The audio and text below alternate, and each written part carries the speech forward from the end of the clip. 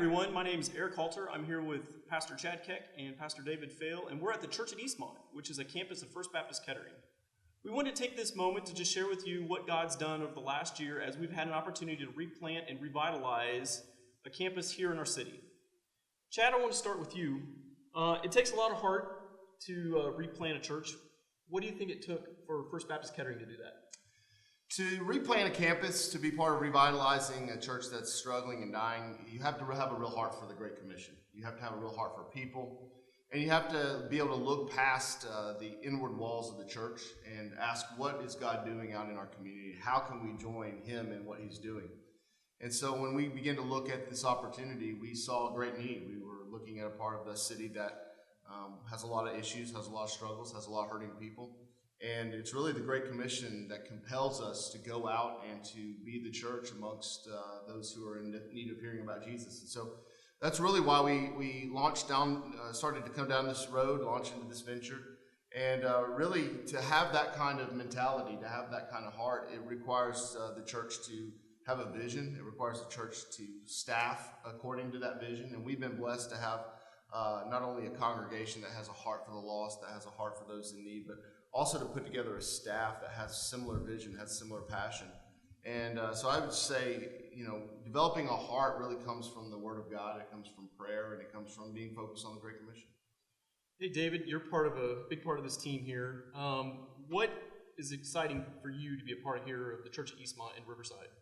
Well, I think my journey at FBK started 5 years ago, and I saw that great big heart that Chad has, and just the people of FBK being able to see their love for the others, their love for Riverside. I've lived in this community for 15 years, so riding by Riverside is something that I did quite a bit, and I live right next door, neighboring city, Beaver Creek, Ohio, which is right next to Riverside. So first of all, just as Chad mentioned, the team sharing that heart, that vision that we have to reach the lost with the gospel of Jesus Christ.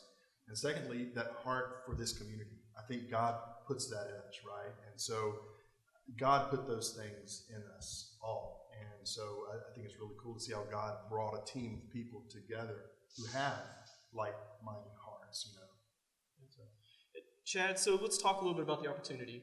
Revitalization, replanting is a big topic right now.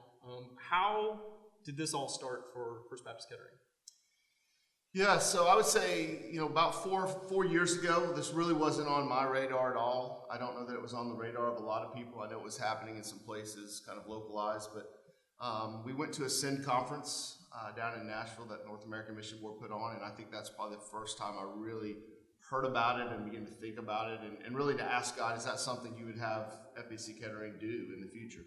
Of course, then we didn't have the opportunity. We didn't have the resources. We didn't have the people. But as I look back on it now, I can see how God was shaping that. He was developing that heart within us. We just talked about the heart for the gospel, heart for reaching people. But He was shaping that vision. And He was bringing different pieces, whether it was people onto our team, whether it was people in our congregation, whether it was the work that He was doing here at East Dayton Baptist, preparing them. And so over the course of the last 4 years, just in little bitty steps, He was moving us in this direction. But it really all came to a head really last year, about a year and a half ago.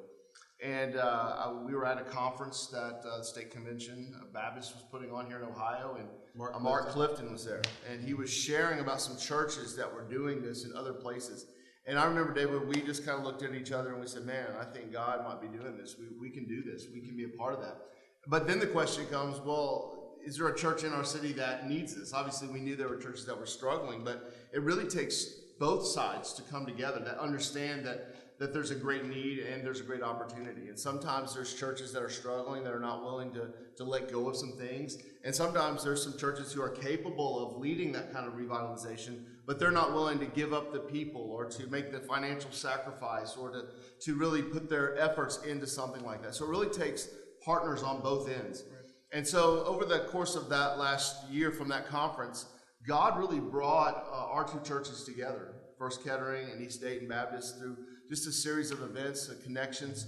And He just began to work in some amazing ways to do that. The cool thing is that at that conference, Mark Clifton was leading The senior pastor from East Dayton Baptist Church was also there. Yeah. We were there because God had given us a heart to offer resources, to be an encouragement to smaller churches that were struggling. Well, Brian, who was the senior pastor here at East Dayton Baptist Church at the time, he was there because they were dying. They were struggling. And it's no accident. I mean, God brought us there for a purpose. God brought him there for a purpose. And we had a conversation not too long after that conference, and it was just really cool to see how God brought us together. And you know, another thing about that is oftentimes people will look at that struggling church and they'll say, man, there's no leadership, or there's no vision, or there's not this, or they're missing that. But I look at it completely the opposite way. I look at what Brian did to bring this church to that point, to realize that they were in need of some help. And what great leadership that he used in order to help his church understand their situation, to understand what their future could look like if they took some steps in a different direction, realizing that perhaps he wasn't the one to take them all the way into the promised land, but he was like Moses. He was going to lead them to the edge and let them see what God wanted to do, and then they were going to be able to go into this world, this new world with the Lord leading them. And so he was just a tremendous asset of leadership as they moved that church over the course of 6 or 8 months to the place where they decided to come in under the umbrella of FBK. It took both humility and boldness. Oh, absolutely. And he's a great guy. Yeah, so you guys mentioned it took several months. I think it was around February that the conference occurred, and you guys first connected with Brian at East Dayton. And then so we fast forward through the summer. What did it take to go ahead and share with the congregations what it's going to take to do a replant revitalization from First Baptist Kettering's perspective? So one of the things that was real important to me was I wanted East Dayton to be the ones who really initiated that process. I wanted them to know that we were available, that we were a willing partner, but they had to come to that conclusion on their own. They had to get to the place where they said, we know we need to do something different. And that began to happen. Brian, through his great leadership, began to have meetings with his leadership team and began to give some ideas and some possibilities of what a preferred future might look like for them. And then he invited myself and Eric to come to one of their leadership meetings and just to share what was on our heart. And we met right back over here in one of these rooms and began to talk about what we could do, how we thought we could help them revitalize what God was doing here in this area. And I remember my theory going in, and I don't know if this is right or wrong, but it was just what I felt like we needed to do, is we just needed to be real blunt about what we saw, about what we thought needed to happen, because I didn't want them to be surprised later on when I came back and said, well, we're going to do this, or we need to stop doing that. I wanted just to be real up front, because if they weren't going to be comfortable from the beginning knowing that we were going to make some significant changes, then I knew it wasn't going to work. And so I remember telling these sweet ladies who were part of their leadership team, they were like, well, what's gonna be some of the things that you're gonna need to change? How do we reach young families? And I just was real honest. I said, well, first, there's not really very many young moms with young kids that are gonna bring their kids and drop them off in your kids ministry. I mean, your carpet's 30 years old. Your walls haven't seen new paint in forever. There's water that has gotten into your ceiling tiles. It doesn't look like a comfortable and safe place to drop kids off. And if you're going to grow your kids ministry, if you're going to reach young families, that's one of the things we're immediately going to have to change. And that was just one of several very blunt things that I said about their facility, about the way that they were doing certain things at the time. And so I think it's just through a series of meetings where you're beginning to have discussion and dialogue, being very honest with one another about what's happening and what you desire to happen moving forward, that leads to that. And so as we began to move forward in that, we began to include other people in that discussion. I know we brought you over. You got to share some of your heart. I can remember, this is really funny. I knew Chad was going to be very bold going into those initial meetings. And I was expecting Chad to come back and go, man, older churches, traditional churches, they have a lot of sacred cows. And I was expecting Chad to come back and say, no. That's what I was expecting too, yeah. And it's like when he came back with this, just like, they're very open to this. They're excited about this. And they agreed that we need to do some work and that they would love to have a church with resources to come alongside them and help them. So, and I would just say prayer. Man, Chad really encouraged us to pray. Brian was encouraging East Dayton to pray. that is what we did at first. We bathed this whole process in prayer before any of those meetings. Right. So as we fast forward through the process, I know both churches took it to a vote. East Dayton Baptist unanimously agreed that they wanted to push forward. First Baptist Kettering started going with the discussions and got nearly a unanimous vote to push forward on that too. So the Spirit was definitely moving and all that. So then the next step is, okay, so what do we do, right? We've got this building that's needs revamped. We need volunteers. We need people. So David, talk about recruiting. So there was two phases. There was rebuilding and refinishing the facility, and then there was creating a team to come over here and do it. Could you talk a little bit about how you volunteered and how you picked them up? Yeah, I would call that the big ask, right? We had a big ask, and Chad actually asked a couple of questions. Who's going to go, right? Who's going to give? Who's going to go? And it was all part of that process of recruiting the team. And I can remember there were about at first 70 people who raised their hand and said, I want to be a part of this mission. I'm excited about it. At the end of the day, there ended up being between 40 and 50 who said that they were going to be a part of the team. They signed on, they made an 18-month commitment to be a part of this mission, this local mission. And so, yeah, it began after that big ask. Yeah. And we began that process of training, which we can talk about in a little bit, but that was exciting as well because we really wanted critical mass to start this thing out. We wanted there to be a good, solid team on top of the 30-plus people who were left at East Dayton Baptist Church. They were a part of our team. Right. And those legacy members at East Dayton Baptist Church are still a key part of what we're doing here at this campus. And we still call them legacy members. They're still our legacy members. Right. It's great. So we've talked about the people, now about the facility. So how long did the initial reconstruction of the kids wing and the worship center take? Well, the last service here at East Dayton Baptist Church was December 31st last year, I think. And so things shut down, if you will. And so January to April.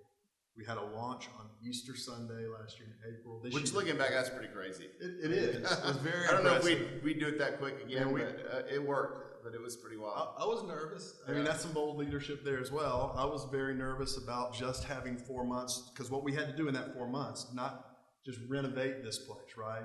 The paint, the carpet, I mean, the heating in the air, all kinds of lighting, everything. There was making training. it wheelchair accessible, a lot of things that you need to do in a building that's 40, 50 years old.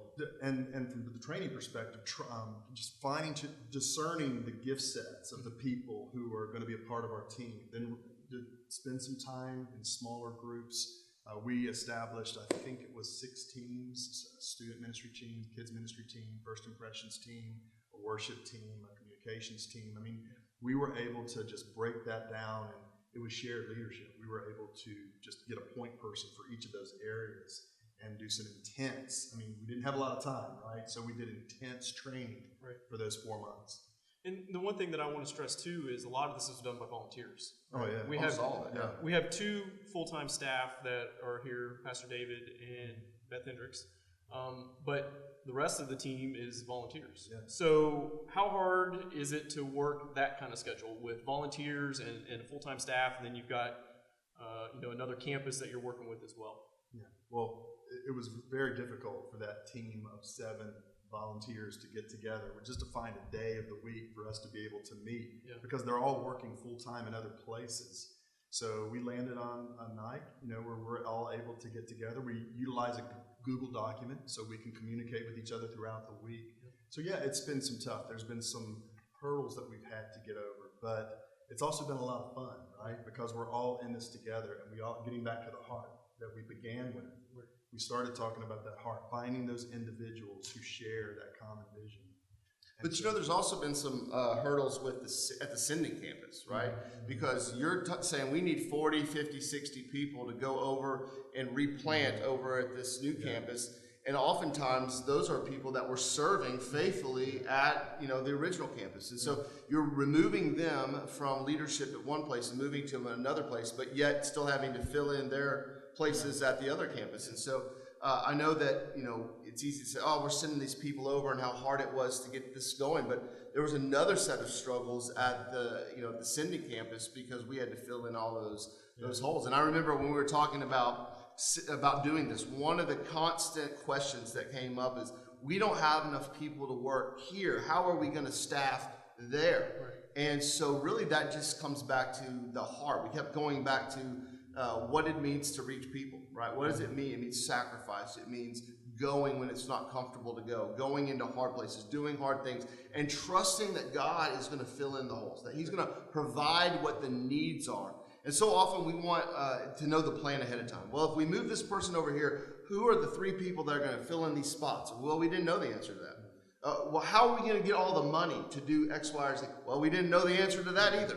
But we knew who did know the answer, and he has provided in some pretty amazing ways at both campuses to meet those needs. Yeah. Yes. I'm sorry. Go ahead. Mark Clifton talks about it in his book, Reclaiming the Glory. When a church turns inward, they start losing that focus, that heart that we started out talking about. And so that's when a church begins to die. I'm very thankful for the culture at FBK because there is an outward focus. And were it not for that, it would be even harder. It was hard to begin with, but it would have been even harder if we did not have that outward focus to begin with. Well, let's talk about the launch. So you said it took 4 months of construction time, but it also took 4+ months of training time for the guys to get ready to go. So tell us about it. How did it go? How did the launch go when you started in April? Oh, man. So let me back up. The Sunday before the actual launch on Easter Sunday, we had a soft launch. Okay, so that was our sin team. We call them our sin team. So we're talking about 70 to 100 people who came together. We worshiped. Some people would call that a dry run or a dress rehearsal. Man, it was a true full-on worship service, and we just thoroughly enjoyed praying together, worshiping together, anticipating the next Sunday. There were some visitors who showed up. They saw what was going on. They saw there hadn't been a lot of cars in the parking lot, right? Except for construction folks for 4 months. So there was a few folks that walked in and saw the excitement and the energy during the soft launch. But on Easter Sunday, listen to this, we had already lined up 1 baptism. So how cool is it that on our launch Sunday, we had a baptism that took place. We had 350 people, 350 plus people that showed up. The people that were involved in the construction process, and you could speak to this probably, Eric, more than I could, but all the people who were involved in the construction, we invited them. They came, right? They brought their families with them to worship. So when you start that way, man, good things are going to happen. Yeah. And so that was exciting. So the launch happened, and you had a big attendance, and of course that number goes down to a more nominal number as it goes through. About 150-ish. So we're about 150 in a week, which is amazing because if you think about a year ago at this time, this sanctuary was holding about 30 people, and maybe 4 or 5 people in the kids wing, and today it's holding 170 with 45, 50 people in the kids wing, which is just amazing. The life in this place every Sunday is amazing. So let's talk about the harvest. The harvest. So Chad, since launching, what have you seen God do here at Eastmont? Oh man, he has just moved in incredible ways. I've gotten to be over here several weeks, intentionally. I show up and preach occasionally, and David will go preach at the other campus, and that's really just to keep that DNA, to keep that vision, to keep that connection between what God's doing here and what he's doing at the other campus. And so it's always a joy to come and be part of worship here because there's energy in the room, there's excitement in the room, and there's a harvest that's taking place. About 4 weeks ago, you baptized 6 people. And then 2 weeks later, 3 more people. Yeah, so we baptized 10 people. I was asking Brian, who was the pastor here at East Dayton, how many people did you baptize in the 2 years before we came in and began this process? And he said they had baptized 5 people in the last 2 years. And so just in the last 5 months, we've seen 10 people go public with their faith through baptism. So God is doing a tremendous 3 professions thing. of faith. There have been 3 professions of faith that we've been able to the neat thing about it, because we're talking about the harvest.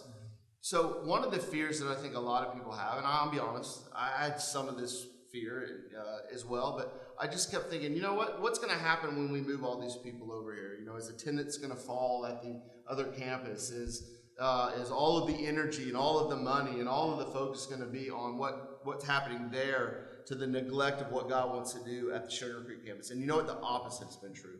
From the moment we sent out those 50 people, God immediately began to fill in those holes with new people. People that say, I'm just visiting for the first time, but I see that God wants me to land here. I'm giving for the first time. I've never gave before. Now I'm going to start giving. And so he has just not only filled those gaps, but he has allowed growth to happen at the other campus as well. So he's just doing some tremendous things at both places, and it's so fun to watch and be part of. And we're already starting to see that at Eastmont here. I mean, that just since we started, now there's holes that need to be filled here with our SIN team. I mean, as we grow.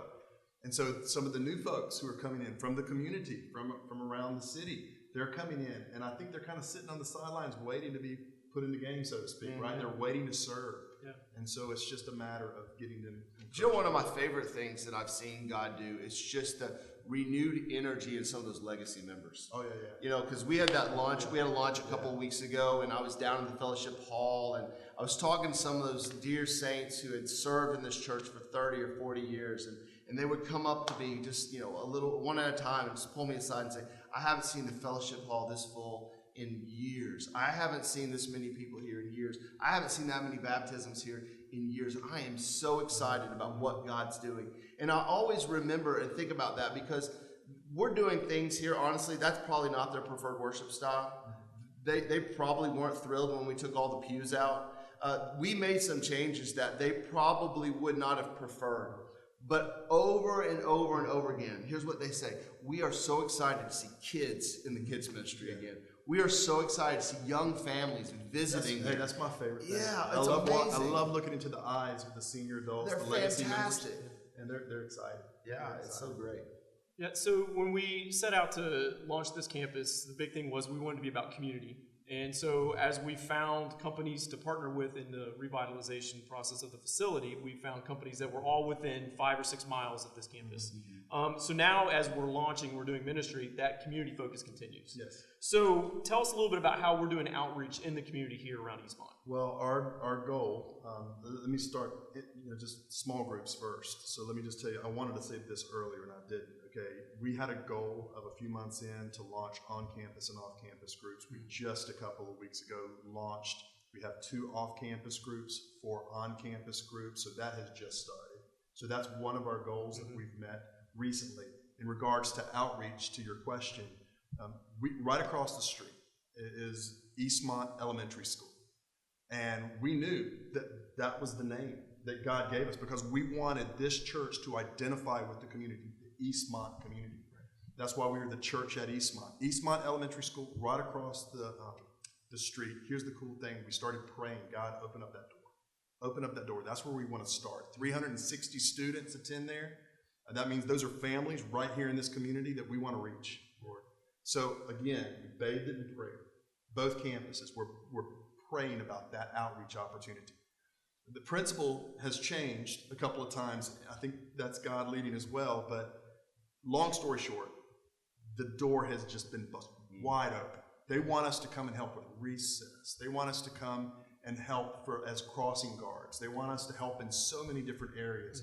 A coffee cart for the teachers once a week. So, I mean, the door's open for ministry just at Eastmont Elementary School. We've done a couple of block parties. We've invited folks to come out. The community's curious. They're seeing the excitement around here. So we're just starting. We're scratching the surface as far as outreach into the community. But the first step was just identifying with the community. We do that with our name, and we're doing that by partnering with Eastmont Elementary School right across the street. Well, we'll wrap up with one last question. I'll start with you, Chad. What is your favorite thing about doing this replant at Eastmont? Whoa. Well, I shared about the legacy members, and that's definitely in the top 2 or 3.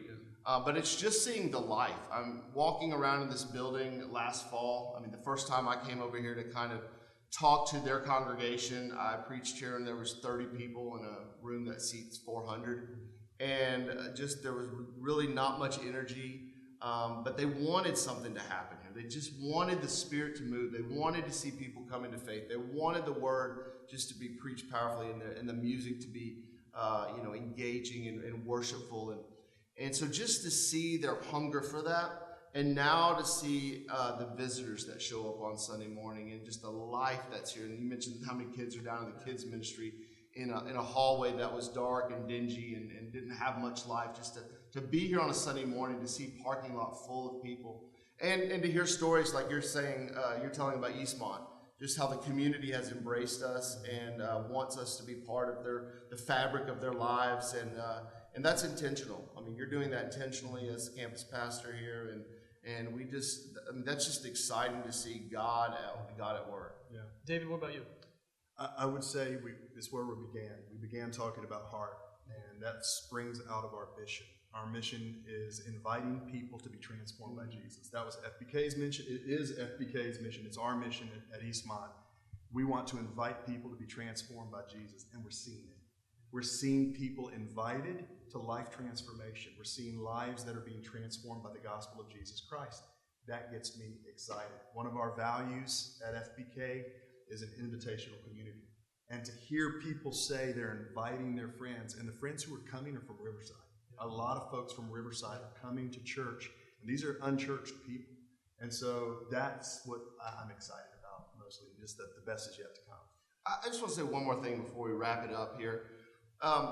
There's probably some people that are out there watching this, and they may be in one of two situations. They may be in a church that's struggling.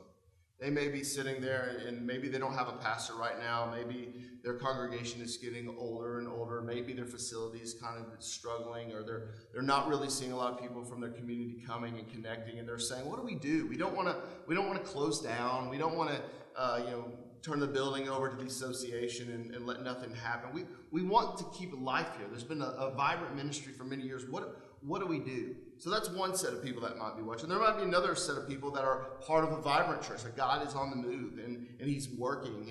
And I would say to that group of people, and I'll come back to the first group, look around your city, look around your state, look around your community. What are some ways that you can encourage? It might not always be that you come in and plant a campus. It might not be that you come in to revitalize, but what are some ways that you can help some of the churches in your association, in your area, become what God would have them to become, to be revitalized, to be equipped so that they can reach their community? It may end up being that you merge in and do something similar to what we've done, and that'd be great, but it may be something different. But to that other congregation who's struggling, I would say to you, don't be afraid to ask for help. Don't be afraid to try something new. Don't be afraid to get out of your comfort zone. Things don't have to be the way that they've always been. God can do some tremendous and new things if you'll just take a step of faith. And to be open-handed, right? I talk with our congregation about this all the time, about all sorts of things, but we just have to be open-handed. We have to be open-handed to receive what God wants to bring us, whether that's financial resources, whether that's people, whether that's opportunities like this. But we also have to be open-handed in that we're not afraid to let go of some things, right? Because they all belong to God. Everything belongs to God. And so we have to be open-handed so that God can say, I'm going to use those people at a different place. I'm going to use those people over at a different campus. I'm going to use those people in a different city. And to say, God, you have given them to us. We've tried our best to equip them and mentor them and preach the gospel to them. And now you're sending them out somewhere else. Or same thing with our resources, right? Because it can be easy for us to say, well, let's just keep the resources here. Let's invest right here in our neighborhood with our people. But God may be giving you those resources in order to do something else. I mean, we didn't have the money to do this. And then the year that we voted and decided to do this, with no money in the bank to do this, no budget line to do this, we had a budget overgiving of $200,000. What is that? I mean, that's all God, right? Because we didn't have the money to do this. All of a sudden, we finished the year. We're launching a campus in April, and we finished the year in December with over $200,000 in excess giving. Well, guess what? We were like, well, God clearly wants us to use this to invest in this other community. And so I would just say to people out there watching this, come to God with open hands and open hearts and open minds and say, God, what is it that you want to do to revitalize our church, to replant in our community, and to plant churches in our city? Well, we hope you've enjoyed this conversation about replanting and revitalization at the church at Eastmont and First Baptist Kettering. If you have any questions or concerns or thoughts about what we've talked about today, at the end of this, there'll be information on how you can get a hold of us, and we'd be happy to help anyone. But we just pray for you if you're considering this. The Lord has blessed us in doing this, and we pray that He'll do the same for you. And we can tell you a whole lot of things not to do. A lot of we know exactly what not to do, and a few things then to do.